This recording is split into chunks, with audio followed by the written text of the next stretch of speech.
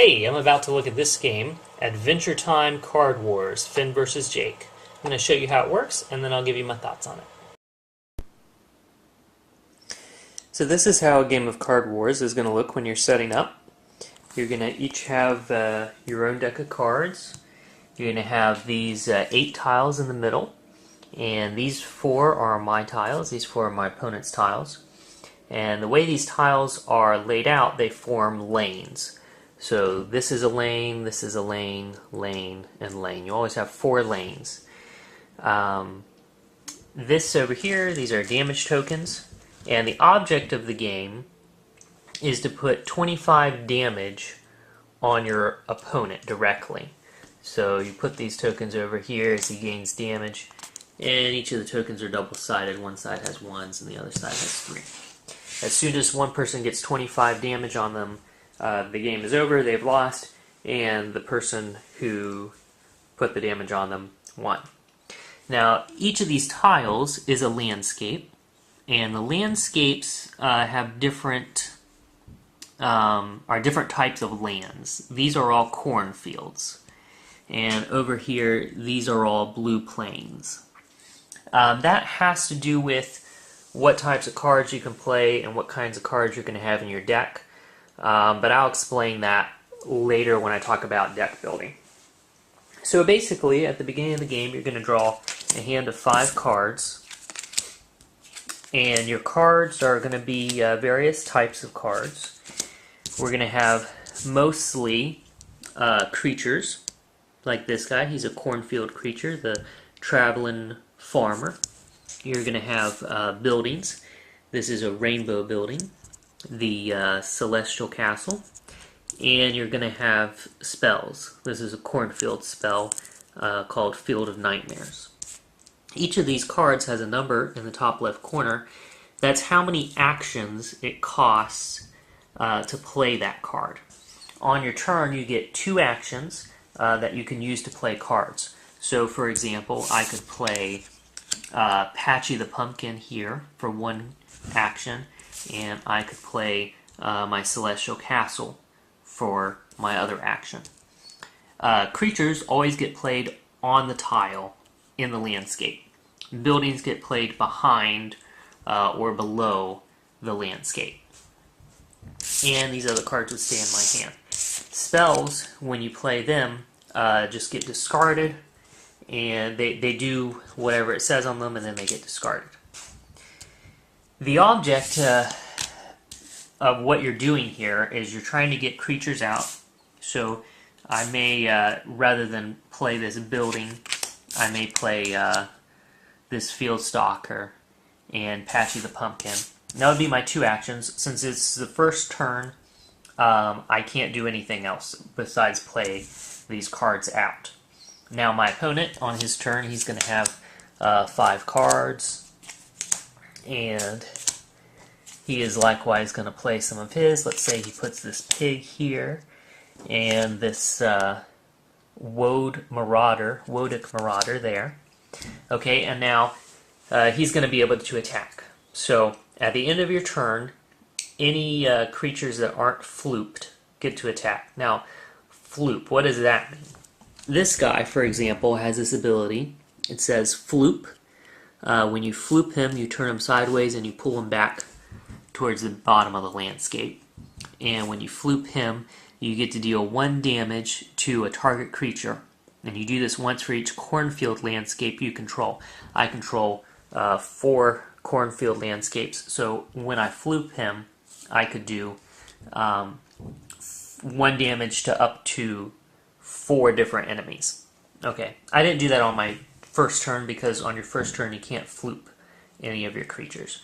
But he's played these 2 creatures. He could floop the pig if he wants. The pig has an ability, let you floop him to do something.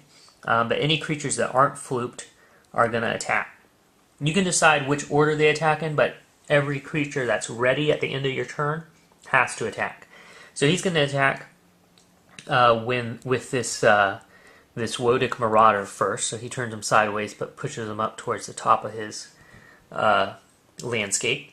And you'll see that each card has an attack value and a defense value. So he has 3 attack, so he's going to put 3 attack on my Field Stalker there.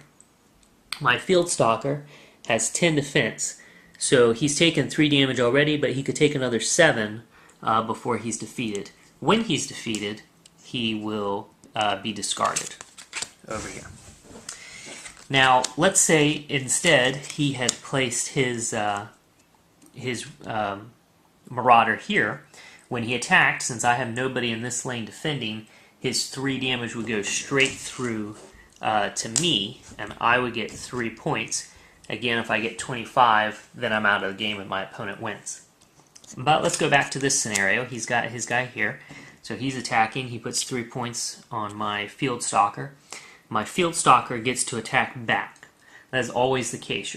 When one of your creatures is attacked, they always get to attack back. So he attacks back with 1. So we put 1 on his Marauder. Then his Pig attacks. His Pig here has an attack value of 1. So that would be 1 on Patchy the Pumpkin. Patchy has 0. So he would attack back, but put no damage on him because his attack is actually 0. Alright, so then it would be my turn. I get to draw another card. So I've got all these guys here. And I'm going to play some other cards. I'm going to maybe put out my Traveling Farmer for 2 actions. And then we see what we can go from there. I'd have this guy attack with his 1 attack. I'd put 1 damage on him. But he has 3 attacks, so he would attack me back for 3. Then I'd have Patchy attack for 0. Now here's where Patchy would probably not attack. Instead, I'd have him floop, so that I could put 1 damage on each of his guys. And then my Farmer gets to attack, and he attacks with 2. So I would put 2 damage over here on my opponent. Okay, so I have 4 lanes I can fill up. Like I said, I could play buildings behind the lanes. Like this building here, for example, your creature in this lane has +3 defense. So that would make my Patchy last a lot longer because his defense right now is only 5. So I can do that with that. I could play this Field of Nightmares. It's a spell. Just discard it, and it would deal 1 damage to your opponent for each card in his hand. Now, the game is pretty simple, as you can see. What makes it interesting really is the different card interactions. Like, for example, with this deck that I'm playing with, I've got characters like this Field Stalker and this Traveling Farmer. The Field Stalker, at the beginning of my turn, each player draws a card. So he would let me draw an additional card, but also my opponent would draw a card.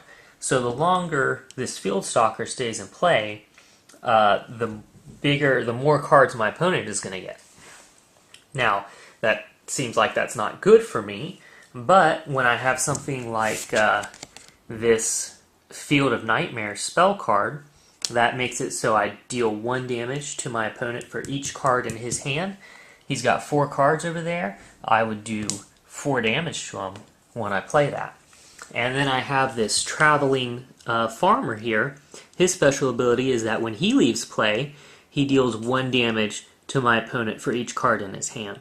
So the more cards my opponent has in his hand, the better that ability is. Now, this guy's going to leave play when he's defeated, when he's got enough damage on him to match his defense. But he can also leave play when I want him to. How that happens is I can play another creature to this lane where he is, and when I do that, I replace him. So I could put out my Corn Dog, for example. Traveling Farmer would leave play, and it would immediately do another 4 damage to my opponent. Replacing creatures that have damage on them is actually an important part of your strategy. Because, like, for example, this Field Stalker, he's already got 6 damage on him. Let's say he had 7. Let's say he had 7. So now he has a defense of 10. This Marauder over here has an attack of 3. So on my turn, if he is ready and going to attack the Marauder, he'd do 1 damage to the Marauder up here, but then the Marauder would do 3 damage back and he would be gone. And so I might not want that to happen because now it's my turn, and he just got taken out. It's going to be my opponent's turn next, and he can attack with his Marauder, and I won't have anyone here to defend. So once my Field Stalker has, say, 7 or 8 damage on him, I might choose to replace him with another creature before he gets taken out, just so that I won't be caught on my opponent's turn without a creature in that lane. That's basically how the game works. Again, the objective is to get damage directly on your opponent here. You do that by attacking in a lane where your opponent doesn't have a creature to defend, in which case the damage goes straight through to your opponent. The first person to have 25 points worth of damage on them is taken out of the game, and the other player wins. Alright, so in that video explaining how the game works, I also kind of went into some of the strategies of the game, how various card interactions make the game more interesting. One thing I didn't touch on is deck building, and basically how that works is the game, like this set of cards comes with 2 decks themed for Finn and Jake, and there's other sets of cards that each come with 2 decks, themed off of 2 other characters from the Adventure Time cartoon. And then there's various booster packs that you can get, which just give you some random cards. And you can play with the pre-made decks. That's all I've done and had a good time with that. But you can also build your own decks by combining cards from the various pre-made decks or by using cards from the booster packs. And again, basically how that works is you're going to choose 4 landscapes for those landscape tiles. With the pre-made decks that I was demonstrating with, you have 4 identical tiles, for each deck, 4 cornfields and 4 blue plains. But you can mix it up. You could, have with your deck, you could maybe have like 3 cornfields and 1 blue plains, or the other packs for the game introduce some other types of landscapes. Some nice lands, some useless swamps, and there's one other I can't remember off the top of my head. And so, you can kind of mix that up. What that does for you is that when you're playing a card from your hand, it has that cost in the top left corner. That's how many actions it costs you. But you also have to have that many landscapes of the appropriate type. So like to play a cornfield creature with a cost of 2, you need to have at least 2 cornfield landscapes out of your 4. So you can kind of, so far I'm not aware that there's any cards that cost more than 2, so I don't even see how that would be possible with the mechanics of the game. So you could, maybe do like 2 cornfields and 2 blue plains, and then you could put, any cornfield or blue plains cards in your deck. Or you might, maybe do 3 cornfields and 1 blue plains, but then you're limited to only using blue plains creatures and buildings and spells that have a cost of 1 or less. So, yeah, so that's basically how it works. And then you have to have at least a minimum of 40 cards in your deck, but you can have as many as you want. And you can have at most 3 copies of an individual card. So, like, you can only have 3 pigs in your deck. So that's kind of neat. I think, I'm going to basically bought this game because my wife is a big fan of the cartoon. I've seen a few episodes of the cartoon. It's pretty hilarious. I saw actually the episode that inspired this game in which Finn and Jake play a card game called Card Wars, and that was hilarious. And it was really fun seeing that episode and then playing the game and seeing that the game has a lot of the cards that are in the card game on the show. And while the mechanics of the game itself don't quite match up with the way that it works on the cartoon, they still manage to have some of the cards work in a similar fashion to the way that they worked on the cartoon. So that was pretty cool. That was a nice little bonus. So I'm going to play it probably some more, and if we continue to enjoy it, I might buy some of those other packs, and so we can play around with some different decks, maybe build our own decks. I'm not sure how much we'll get into that. A lot of it depends on how much she enjoys it, which she said that she did enjoy it. It's not really her type of game per se, but I think she appreciated that it was fairly simple. It was easy to learn. Um, it takes a little bit to see all the synergies between your different cards and to come up with a winning strategy. But understanding the basics of the game is pretty simple. In that respect, I think it's a good game for maybe younger players who are, maybe not able to comprehend a more in-depth card game like Magic the Gathering or Android Netrunner or Star Wars the card game. Those are, more complex, competitive one-on-one types of card games of this style. So I'd say it's probably about on the same level as, say, the Pokemon card game.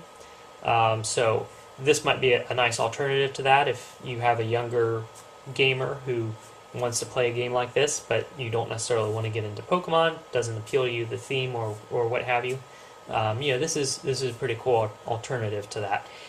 And I think it's nice that the way they are selling the game, they are selling booster packs, which I'm not a fan of, but you can buy at least 3 of these sets, which come with 2 decks each. So even with that, without buying the randomized booster packs, you can get a pretty nice spread of different types of cards to build different types of decks. So that's pretty cool. Overall, the artwork, if you're a fan of the Adventure Times cartoon, you're going to have no problem with the artwork. If you are not familiar with the cartoon, you might find that the artwork is a little off-putting because it's very simple, very childish-looking drawings, and so that might not appeal to you unless you're a fan of the cartoon. But if you are a fan of the cartoon, or you're just okay with really wacky-looking, kind of childish-looking drawings, then it's okay. The artwork isn't bad. It's just that's the style of it. So, be aware of that. And that's pretty much my thoughts on it. I'm curious, to be able to play it a few more times and to see how my wife responds to it. If she can really get into it, or if it's still not really her kind of game. I might do another post later on some of the deck building options if we continue to play it and get into that. But otherwise, again, it's a fun game. If you're a fan of the cartoon, you'll like how it's themed, with the cartoon. And if you have younger gamers, definitely a good game for them. That's my thoughts on Adventure Time Card Wars.